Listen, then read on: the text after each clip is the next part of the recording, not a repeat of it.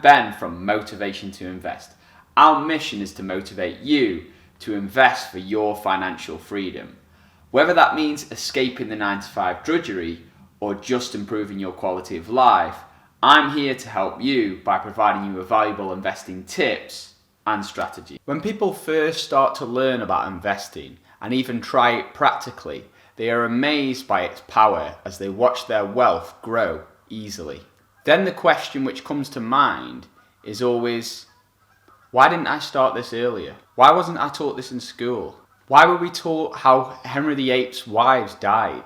Why were we taught that the pinnacle of success is exchanging your time for money in a secure job? Even for the most intelligent and ambitious of us, the system is set up in such a way to just give you the corporate ladder to climb. When you climb the corporate ladder, you're still exchanging your time for money, just for greater and greater sums, but also greater and greater taxes. It's just not very efficient. Then after over 40 years of hard work, you get to retire. Your bones are weary, your muscles are aching, and now you're given the green flag to do what you want to do. Is this crazy? Well, this is what the majority have been conditioned to do. Whereas here at Motivation to Invest, we study the minority. We study the most successful people on this planet, from billionaire Warren Buffett to Amazon founder Jeff Bezos, who was also the richest man alive, to Bill Gates, founder of Microsoft, who was also the richest man alive. It's clear that these people tend to live on a very, very different set of principles. So in this video, I'm going to explore just why practical investing is not taught in schools. Let's dive in.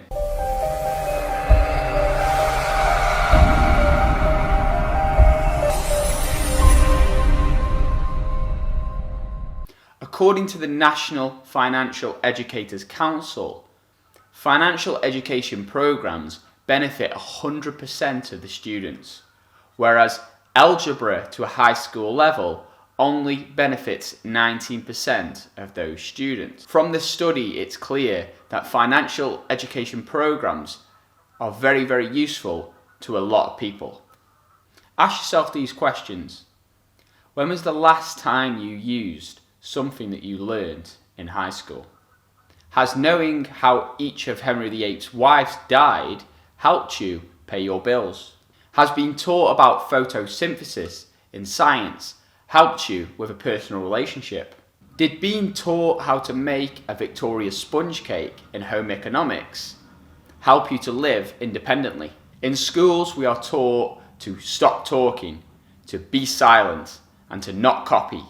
Whereas as we get older, we realise to do well in our jobs and our lives, we have to learn how to talk, learn how to communicate. We have to collaborate with peers, and we have to look at others for inspiration and copy their methods and actions in order to be more efficient and not reinvent the wheel. This is what we have to do to be successful as we get older.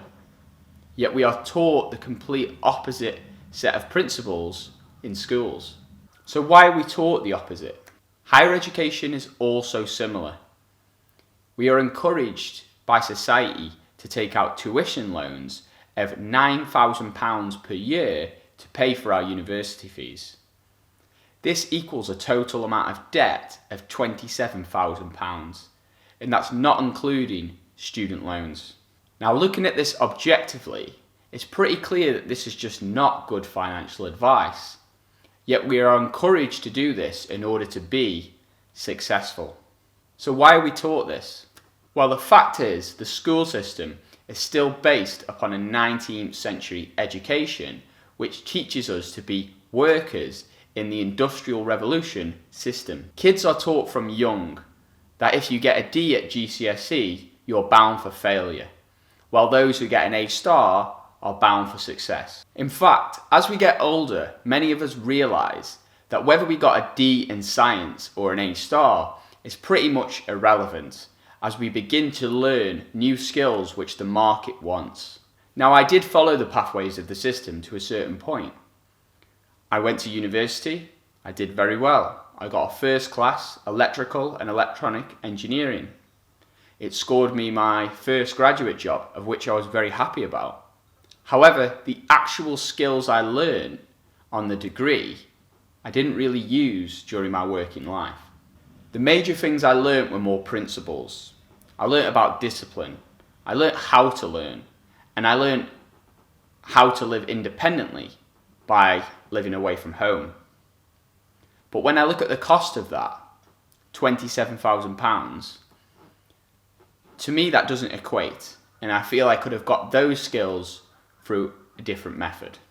Why doesn't the government offer the youth £27,000 as a start-up loan under the same conditions where the person can open a business, be entrepreneurial? Why not? If you would have given me a start-up loan at 20 years old of £27,000 and the right education so I knew what to do with it, I would have been retired by 25 with a very, very profitable business. Even sticking 27k into the stock market would have produced some really healthy returns by now. 27k could also be used for a deposit for a house. That's giving you somewhere to live. That has to be a lot of value, doesn't it? So why doesn't society do this? Well, there are plenty of theories on this.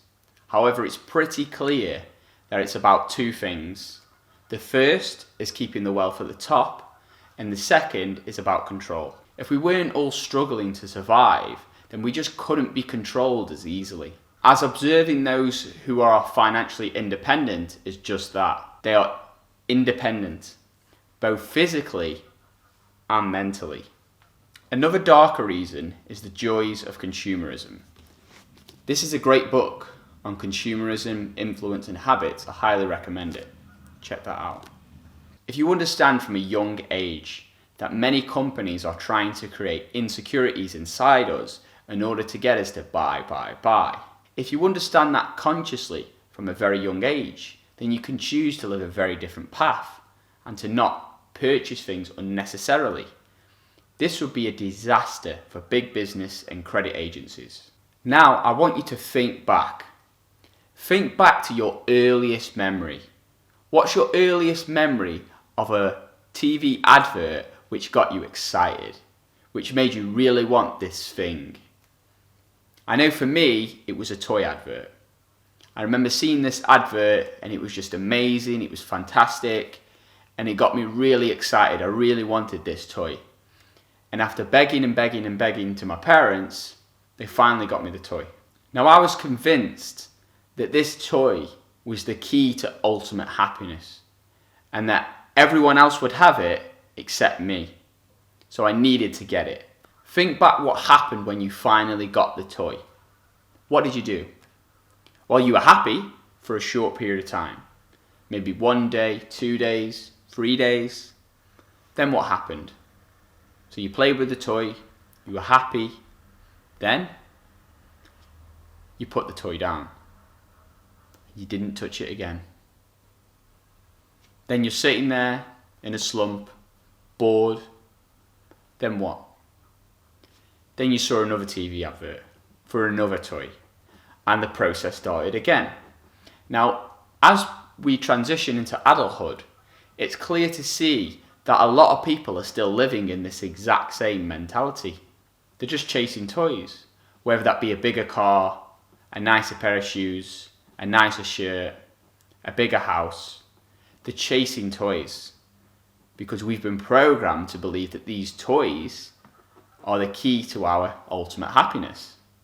Now, there's a great quote by Gary Vee.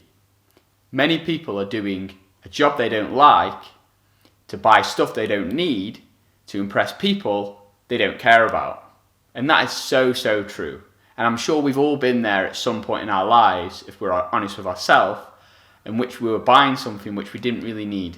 This is one of the ways which society controls us. Now, for those at the opposite end of the spectrum who try to resist this, they're told to save. So how does society tell us to save? Well, they say, put your money in our banks where it's safe. But then what does the bank do with your money? The bank invests your money. So the bank collects all your money from yourself, your friends, everyone on your street. It collects it together. And then it invests it in the stock market and makes 7-8% on average. Pays you 0.1%, great business. But then it also loans your money back to you to buy property, which is at overinflated prices. So you need the bank to help you out with a mortgage in which you pay them back your own money and your friend's money with interest. So this is a crazy setup where a lot of people are working for money, buying stuff they don't need, and then with the money that they're saving, they're having to borrow that back and pay interest on it. And then anything in between, obviously you've got tax. But this is the society we live in, and this is what's classed as normal. Now, a mortgage with a payment plan of 30 years is perfect. So because they know you're trapped for at least 30 years. So with banks, the government, and big business all benefiting from your lack of financial education, why would they change it? What would the need be for them to change what's working for them and it's keeping the wealth at the top? Why would they change it? Why would they mix it up? Instead, they don't do that. They put their energies into spotting the people who spot the loopholes. The people that are self-employed. The people that are investing. They'll raise taxes for them. People that are doing buy-to-let investments, they'll get charged an extra 5% stamp duty tax because they know that that can lead to your financial freedom, which they don't want you to do. They don't want you to be financially free. They don't want you to be successful in the true sense of the word, which is having your time and a passive income. And also healthy relationships and true happiness. They don't want that for you because it just wouldn't benefit them. Now, these are some thought-provoking concepts, and you may even protest. However, if you ask the right questions and you look around, it's clear to see that the evidence is all there. Don't just look at what society tells you, look at what it does, look at its actions. No big business or big company or the government will ever come out and blatantly say, we don't want you to be successful. They won't say that to you, but look at the actions. Now, if you're interested in concepts like this, be sure to read the iconic investing book, Rich Dad, Poor Dad. In that book, the concepts are extremely simple, yet the results are incredible. So why don't you believe investing is taught in schools? Do you agree with my thoughts? Or do you have an opinion of your own? I'd love to hear your thoughts, so please do comment below. And if you enjoyed this video, I would really appreciate if you smash that like button for the YouTube algorithm and definitely subscribe. See you next time.